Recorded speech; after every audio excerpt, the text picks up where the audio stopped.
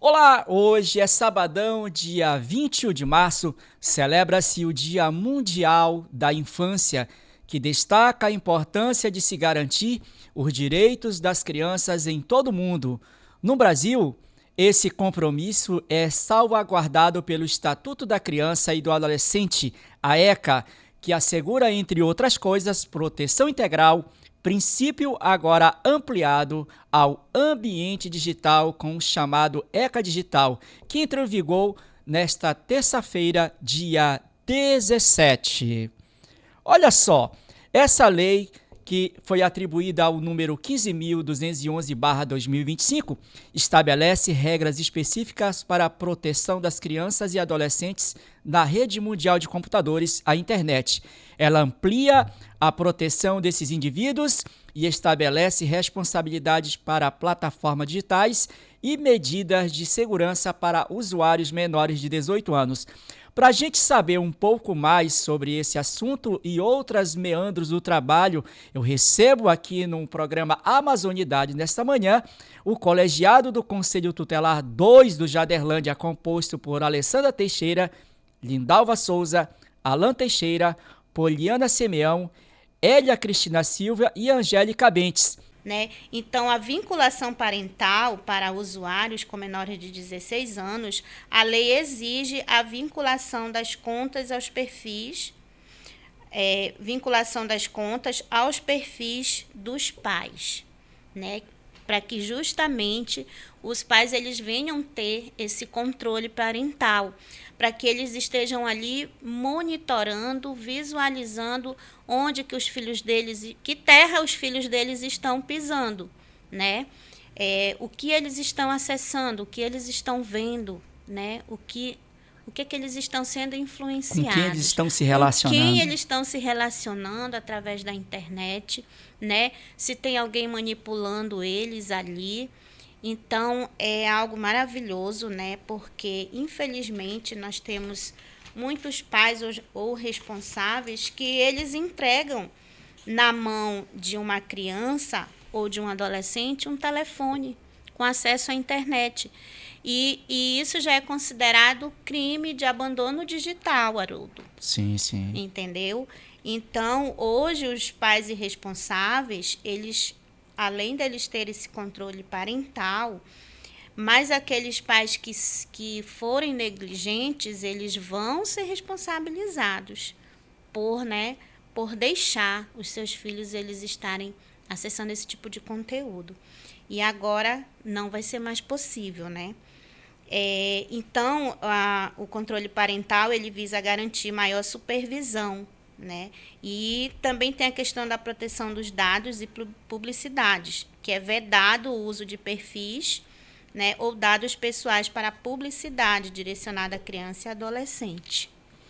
Um levantamento de práticas de aferição de idade em 25 serviços digitais, Alessandra e Angélica, usados para crianças no Brasil, referente ao ano de 2025, revelou que 84% dos serviços digitais mais usados por crianças não verificavam a idade. Sim. No momento da criação da conta, correspondente a 21 das 25 plataformas analisadas. Esse estudo inédito foi realizado pelo Comitê Gestor da Internet no Brasil, o CGI.br, e pelo Núcleo de Informação e Coordenação do .br, que é o NIC.br. Como vocês analisam esses dados e fazem um paralelo com o nosso contexto local? Porque geralmente a gente vê a lei, ela é muito bonita, mas na sua essência, na hora de colocá-la em prática, é que a gente verifica as dificuldades, como é que é atingir as famílias, educá-las para esse novo processo e fazer com que os pais percebam que o que acontecer com o filho dele, ele será o responsável por essa ação. Como é que vocês analisam isso, trazendo para o nosso contexto local? Quer responder, Angélica? Eu analiso da seguinte forma: precisa ter educação, né, para as famílias. Um exemplo, quando se lança uma campanha, um exemplo de educação no trânsito, um exemplo, né? Primeiro eles fazem aquela campanha educativa, né? E aí, para então poder depois eles cobrarem a atuação da lei de fato, né? Então, eu né, vou fazer uma comparação com a Lei Felca agora, né? Então, nós vamos precisar fazer campanhas nas escolas, em todos os espaços da sociedade, educando essas famílias, esses pais ou responsáveis, conscientizando eles, né, de que a internet, ela precisa, na verdade, que o controle, né, de acesso das crianças e dos adolescentes na internet, eles precisam ter um certo limite, né? Então, para mim, a educação, a conscientização dos pais ou responsáveis é primordial para que a lei, de fato, ela venha a ser aplicada. Sim, sim. O ECA Digital, né, e o papel das famílias, né, escolas e as empresas também, né, que estão envolvidas aí, né, na internet, na área digital, né, que a gente não... No caso, ela está sendo judicializada, a internet como um todo, né? Então, para as crianças e os adolescentes, o ECA Digital significa um ambiente virtual mais seguro, adequado à sua faixa etária. Isso não requer uma restrição, né, no uso de telas, porque hoje o uso de telas ele está muito, assim, muito abrangente desde a primeira infância, né? Então, o ECA Digital ele vem proteger, né, para que conteúdos nocivos às crianças e aos adolescentes sejam manipulados por pessoas que não tenham, né, uma boa índole, né, para com os nossos filhos, as nossas crianças. Então, o papel da escola, como a conselheira falou, é fundamental, né, assim como o nosso papel como mãe, como pai, né, de crianças e de adolescentes, estarmos mais ligados aí, atentos, né, à proteção desde dentro do ambiente digital, né? Então, é um instrumento que vem garantir, né, que a proteção dessas crianças e desses adolescentes usuários de telas, né, de conteúdos digitais, sejam protegidos, né? Esse conteúdo seja adequado para que as crianças consumam um conteúdo bem saudável para elas, para cada idade. Seja, né, compatível, né, com a idade dela. Isso, seja compatível. Ah, legal. Pegando uma deixa, a gente falando do processo educacional, quero perguntar agora uma questão bem fugindo um pouquinho do tema digital. Sim. Fora desse mundo digital, como anda a rotina do Conselho Tutelar e uma área tão grande como é o Jaderlândia, que corresponde a quase metade da população de Castanhal? Eu queria saber um pouquinho, que às vezes as pessoas veem, a gente sempre brinca, né? Que às vezes quando... Inclusive eu utilizei essa fala essa semana. Porque meu filho falou isso e quando o tutelar vir aqui em casa, ele já conhece o direito dele com 9 anos de idade. Se eles virem, eu vou dizer, não, fica com ele, né? Geralmente as pessoas dizem isso porque, né, é uma fala muito exagerada, mas não deixa de a gente trazer uma preocupação, porque todos os nossos filhos, todas as famílias, temos culturas, temos hábitos, temos formas diferentes de ser educado e de educar. Como é que está a rotina do Conselho Tutelar da área do Jaderlândia? Eu presumo que ali que seja uma área muito complexa. Eu quero que vocês falem um pouco, porque quando a gente vê o carro passando, a gente imagina, alguns podem pensar, estão passeando e tal, não sei o quê, é de noite, é de madrugada, é fim de semana, é feriado. É sempre importante a comunidade saber o trabalho que se faz, por isso que a gente trouxe vocês aqui, porque é importante a gente saber. Às vezes a gente vê, mas não sabe o que está se passando, não conhece, é na casa ao lado que o carro parou. Mas o que está acontecendo? Isso amanhã pode acontecer comigo. E é nesse sentido que eu quero que vocês falem um pouquinho sobre a rotina do trabalho numa área muito complexa, que é o Jaderlândia. Certo, vamos lá. E a rotina do Conselho Tutelar se dá assim. Nós trabalhamos com denúncias vindas diretamente no nosso corporativo, né, que depois eu deixo o número, pelo Disque 100, né, por demandas espontâneas, que são pessoas que chegam até o CT, né, e também vinda dos órgãos, que são escolas, que é vigilância sanitária, postos de saúde e da sociedade em geral, né? Então, a gente recebe uma comunicação, né, de alguma violação de direito e nós imediatamente filtramos essas comunicações das mais leves para as mais graves. Então, a gente filtra e vai logo na mais grave. Por exemplo, quais são as 3 mais graves que a gente age imediatamente? Abuso sexual, abandono de incapaz e... Ai, Jesus. Abandono de incapaz, violência sexual. Tem outra que eu estou esquecendo aqui. E temos muita também demandas de escola sobre evasão escolar. Né? A evasão escolar, comparada ao abuso sexual, ela é uma das demandas que mais chegam para a gente. Abuso sexual e evasão escolar. E aí a gente vai atrás, né? A gente vai fazer a busca ativa, né, dessas crianças e adolescentes que estão fora da escola por N motivos. A gente notifica essa família, traz até o conselho tutelar, conversa com eles, com a mãe, com o pai, com os responsáveis, normalmente são avós, né, pais, mães, e a gente procura entender, né, o porquê não está indo para a escola, o que está acontecendo, e a gente vai fazer os devidos encaminhamentos, né, para proteger e voltar com aquela criança para a escola. Essa é uma das maiores demandas do Conselho Tutelar hoje? Sim, evasão escolar e abuso sexual. Abandono de incapaz também tem bastante, né? Mas tem a questão de maus tratos, né? E várias outras violações, né? Legal. Eu queria voltar um pouquinho aqui nessa questão da escola. Sim. Que essa é uma lei também muito recente, começou em 2019, deixa eu conseguir, de 2019, e trouxe uma atribuição muito grande, imagino, para o Conselho Tutelar, porque a gente sabe que, por exemplo, a maioria das famílias ali naquela área recebe bolsa. Sim. E essa é uma prerrogativa, né, da criança, ela precisa estar na escola, ela precisa estar frequentando, né? Isso. E aí, como é que é quando vocês chegam, a receptividade nesses lares quando vocês chegam?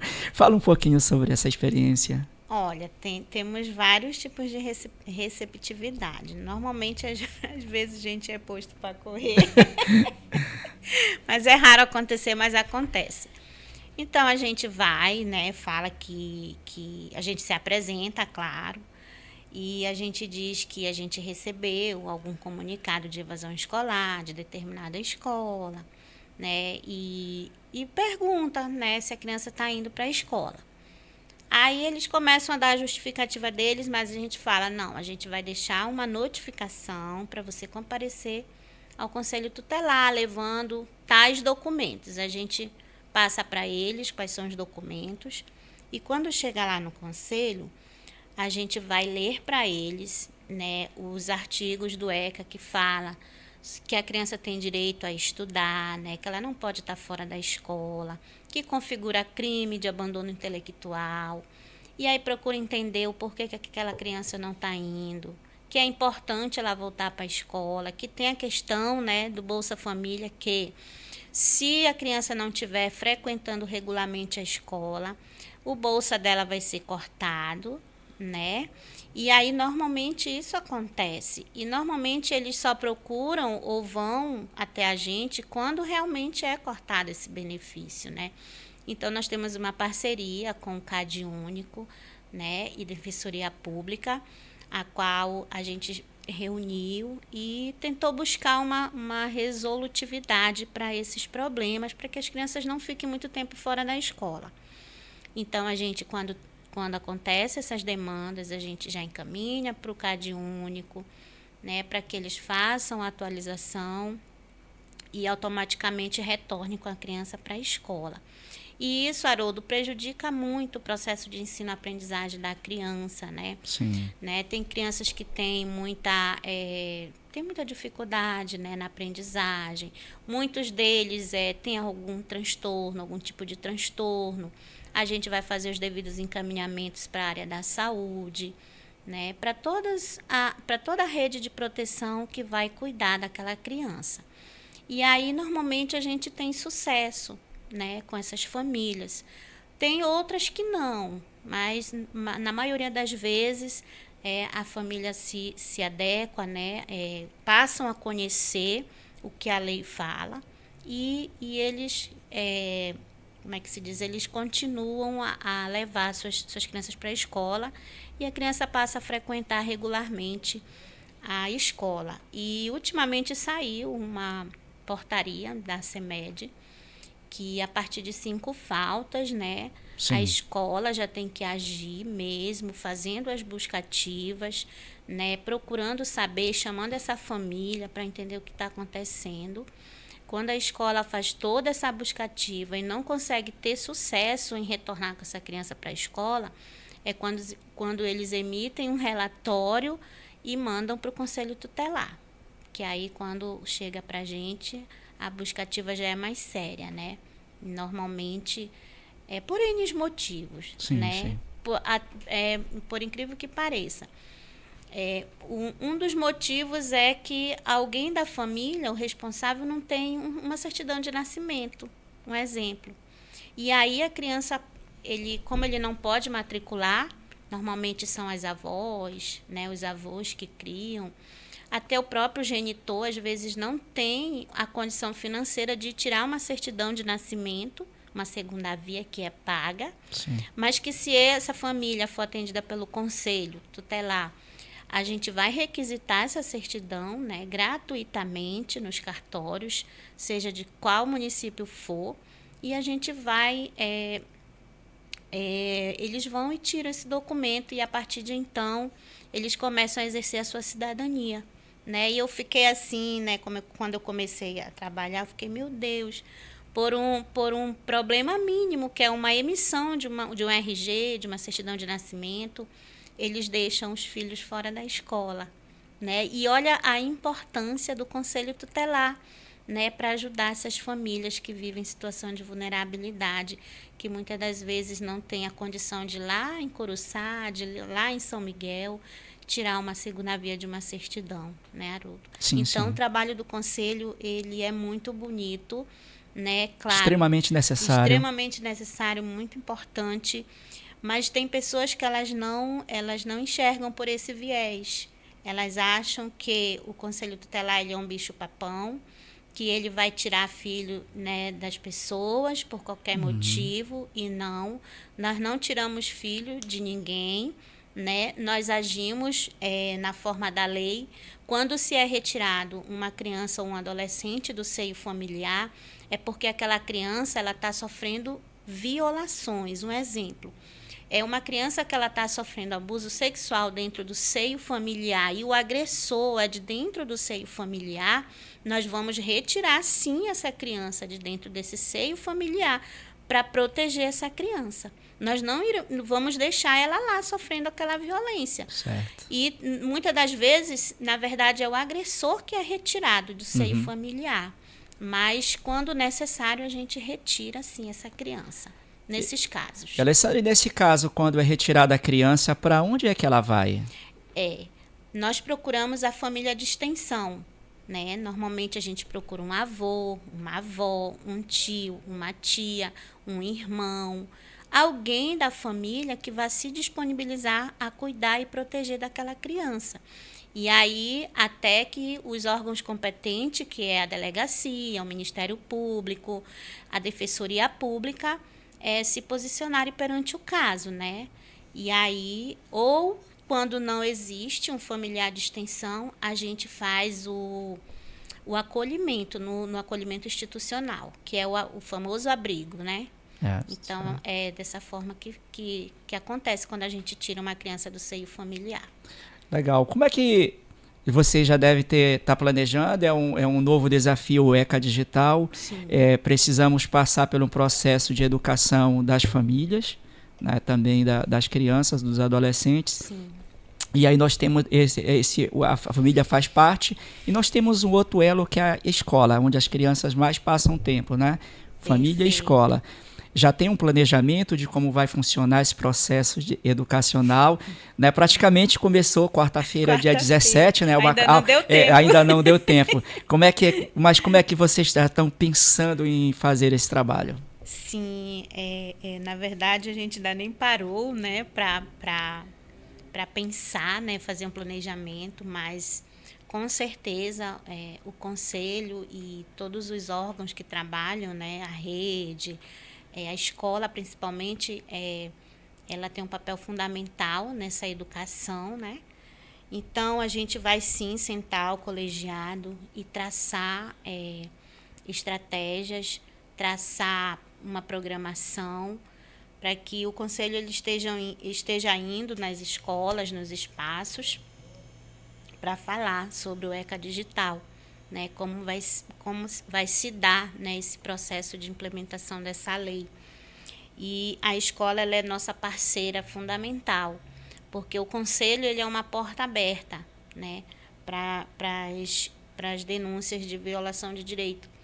Mas depois do conselho, a escola ela é outra porta aberta, né, para que se comunique ao conselho tutelar as situações de violência, que é lá na sala de aula que os professores eles vão perceber se as crianças elas estão passando por violações, né? E nós recebemos muitos relatórios das escolas de Castanhal, né, comunicando violências, né, contra crianças e adolescentes.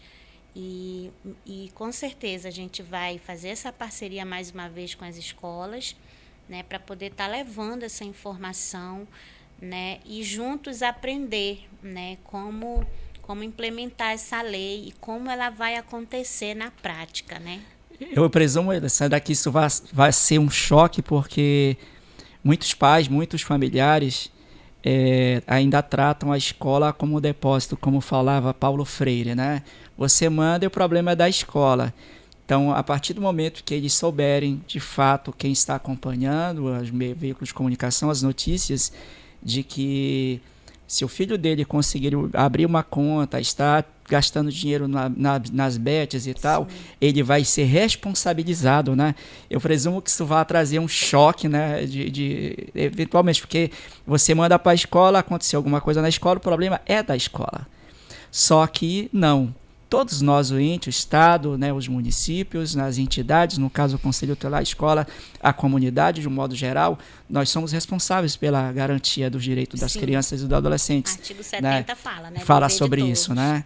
Então, é extremamente importante esse processo de educação. Sim. Espero que a gente possa estar contribuindo, os veículos de comunicação. Sim. E eu já passo aqui caminhando para o final, Alessandra. Como a comunidade pode acionar vocês em casos de que envolva a violação dos direitos da criança e do adolescente? Pode acionar os canais de comunicação, né, os telefones que estão disponíveis, né, para que o conselho possa chegar, agir dentro desse processo educacional e fazer a garantia da lei, que eu tenho certeza, é sempre muito importante a gente perceber isso. Até lá não vai prender ninguém, ele vai fazer uma mediação em um processo educacional. Já temos aí os contatos, Alessandra? Sim, vamos lá. Hoje nós temos 2 conselhos em Castanhal, né? Que bom, né? Nós temos o Conselho Tutelar 1, que está localizado na Rua Comandante Assis, não lembro o número, mas fica bem próximo à Casa Bandeirantes, ali no meio do quarteirão da Quintino Bocaiúva, com a na Maximino Porpino, né? E temos o Conselho Tutelar 2, que é o do Jaderlândia, né? E os números, né, para que sejam comunicados as violações de direito do Conselho Tutelar 1 é 99165 3921. Esse é o número de plantão do Conselho Tutelar 1. E o Conselho Tutelar 1 ele tem uma área de abrangência, que ele abrange o centro, todos os bairros aqui pelas redondezas do APU, Nova Estrela, Betânia Saudade, Nova Olinda, Cariri, Novo aqui Olinda, o Fonte Boa, Nova Estrela, e as agrovilas circunvizinhas. E o Conselho 2 foi determinado uma área de abrangência do Milagre, Japim, Jardim das Acácias, Santa Catarina, Caveirão, o Heliolândia, o próprio Jaderlândia, o Oscar Reis, a Portelinha, o Conjunto Roxinol, que mais? Bibiana, parece. Bibiana e Jardim das Flores e as comunidades vizinhas que tem um são assentamento, né? Assentamento João Batista, Copiúba, Castelo Branco, toda aquela redondeza que ainda faz parte da abrangência do município de Castanhal. Para lá, a gente é área do Conselho Tutelar 2. E o contato, né, do Conselho Tutelar 2 só um minutinho, é o 93844224. Esse é o nosso canal de denúncias, né? Que a comunidade em geral, a sociedade em geral pode estar comunicando o Conselho Tutelar sobre qualquer tipo de violência que você suspeita, ou que você viu, ou que você, né, presenciou, né? Você tem o dever, é dever de todos, não é só de uma parte da sociedade, da comunidade. O ECA diz que é de todos. Se você suspeitou, presenciou ou soube de alguma violação, você tem o dever de comunicar ao Conselho Tutelar. E nós também, como já falei, nós estamos localizados na Travessa Almerinda Braga, número 30, né, na segunda travessa lá da Rua do Jaderlândia, entre a rua principal e a primeira rua, fica na travessa do Banco Bampará, bem ao lado da escola Paulo de Tarso, que é a antiga escola particular. Então, a população do Jaderlândia e redondezas podem estar nos procurando nesse endereço e comunicando qualquer situação de violação. E o Conselho Tutelar ele não age só em questão de violação, ele também atende políticas públicas, no caso encaminha. Ele não atende porque nós não somos um serviço, né? Nós somos órgão requisitador de serviços. Então, quando nós atendemos uma família, a gente vai fazer vamos dizer assim, um diagnóstico de quais políticas públicas aquela família ela está precisando. Então, nós iremos encaminhar, requisitar serviços na área da saúde, da educação, da assistência social, dos direitos previdenciários e por aí vai. Então, nós iremos encaminhar para que os órgãos competentes eles atendam essas famílias, né, naquilo que elas estejam necessitando.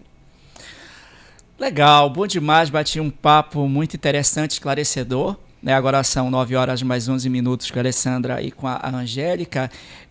Deixo abertos os microfones para as duas fazerem as considerações. Hoje é uma data muito importante, Dia Mundial da Infância. E nós também batemos um papo a respeito do ECA, né, digital, a Lei FELCA, que entrou em vigor nesta semana e está trazendo novas implementações, exigindo mais conhecimento nosso por parte da sociedade, né, sobre os conhecimentos e a proteção da garantia das crianças e dos adolescentes, né, com relação à questão das redes sociais, os perigos que elas trazem, né? E a partir de agora, nós pais, nós comunicadores, nós enquanto igreja, enquanto comunidade, também temos uma parcela muito grande nessa relação chamada de responsabilidade parental de estarmos acompanhando, porque caso algo aconteça com essa criança, com esse adolescente, a pessoa que está responsável pela tutela daquela criança, no caso que não seja pai, ela é responsável por isso. Então, nesse sentido, Alessandra e Angélica, deixo os microfones abertos para as suas considerações e agradeço demais a disponibilidade de vocês de terem vindo aqui nessa manhã esclarecedora, né, trazer essas informações para a gente.